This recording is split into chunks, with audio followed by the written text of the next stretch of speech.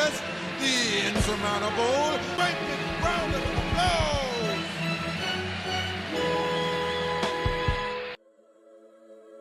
Idol gets a 5-minute standing ovation. Indiana Jones gets a 5-minute standing ovation. Killers of the Flower Moon gets a 9-minute standing ovation. Pan's Labyrinth got a 22-minute standing ovation back in 06. I mean, respectfully, what the fuck is going on? What is this upper elite circle joking contest where we suck each other off until someone cries of how brilliant people think they are? Or is having a problem with this at all just some irrational class rage? Hating on the wealthy and successful because I'm broke and not. Whatever your viewpoint, the mere fact that they're doing it at all, I think just needs some answers. Basically, every year at Cannes, a selection of fresh new movies are shown, and after those movies, people proceed to applaud, which I know is good enough as it is, but let me get there. They don't just clap for your standard average duration. Oh no. They feel they need to go on for what seems to be a 5-minute minimum. And I say minimum because, like you, on first glance, you see things on Twitter like Indiana Jones receives 5-minute standing ovation, followed with an image of like a Crying Ford or something. And that leads you to have the completely sane thought of, oh, movie must be good. The pretentious movie people stood for 5 minutes, and the actors were emotional. And by the way, 5 minutes is a long time. Like, let's sit for 30 seconds in silence right now just to prove that point.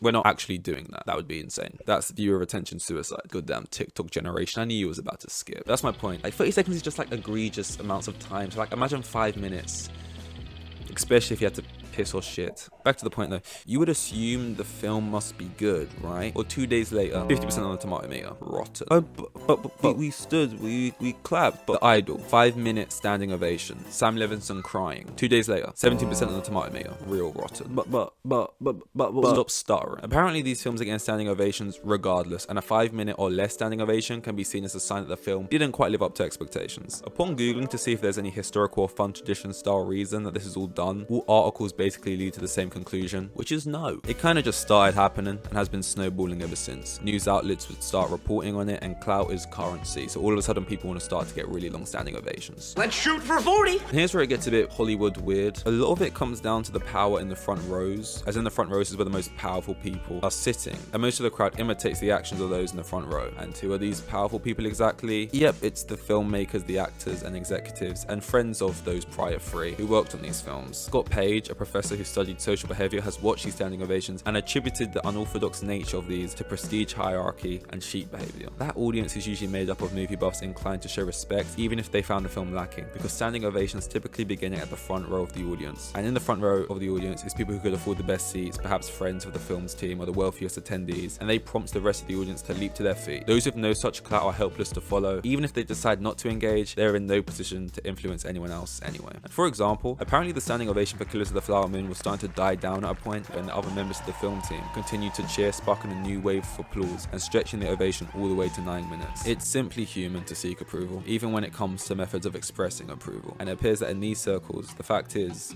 you don't want to be the one who stops first. Remember when I questioned if this was just another Hollywood elite circle jerk thing at the beginning of this video? It's not looking good, bruv. Yeah. These standing ovations are just a form of promotion. They are mostly controlled by the powers that be in the room, who are just trying their best to conduct a sea of noise that lasts long enough to feed their egos, but also to get a headline or two about the film's good long reception that can add and gain to it some much needed buzz, whether that's the help of the box office return or an Oscar campaign. As for the tiers of all these directors and actors, that's a harder one. Crying at your own self-crafted reception does seem a bit odd, especially if you only manage to muster up 5 minutes, which we have now learned to be very lukewarm reception, and is probably extremely humiliating. Although it is funny to think that these waterworks from the cast are actually a result of their shame and embarrassment because people in a room clapped for 6 minutes and not 9. I know the argument is always, well, this is just what these people happen to be really passionate about, and they're just celebrating their thing. This is their Super Bowl or World Cup. But that doesn't fully explain the extreme lengths of many of the Cannes standing ovations, which far exceed anything that happens at Sundance or TIFF, both of those being held in Toronto and Utah, not having the same pomp and prestige of Cannes, I suppose. It is poetic and artsy, and most importantly, not Utah. It's obviously weird. Like, the nature of a standing ovation is meant to be a spontaneous thing. You're so taken back by something that you've just seen that your body thrusts itself upwards and you cheer for it until the adrenaline wears off after about 8 seconds and you sit back down. So these controlled demonstrations of it do come across as fake. But with that being said, I can also see how it could be fun in its own little way for some movie fans who sit at home and like to keep up to date with upcoming films. Maybe it's became its own fun little activity after the fun activity. Like opening your presents on Christmas is what is initially fun, but then maybe after time your family has spawned a tradition that starts to form to see who can wrap presents in the funnest and most creative way. Or is and starts as just a side piece to the main event kind of becomes its own little event that people start to take stock in. Film lovers get excited for when the film ends and the camera swoops down to land on the actors' expressions, and we'll get to see if this film will set a new record for being the longest applause, or if it will only get a pathetic 4 minutes. It's like their own little Marvel end credits scene. Think of it like that. I don't know, I'm trying to see both sides, as I'm now a big advocate of ultimately letting people have their fun in their hobbies that they choose. People's consumption of what they're being fed is their choice. The inner workings and underbelly of that meal may be kind of gross or pretentious, but that was always to be expected. Ultimately, the conclusion is, yeah,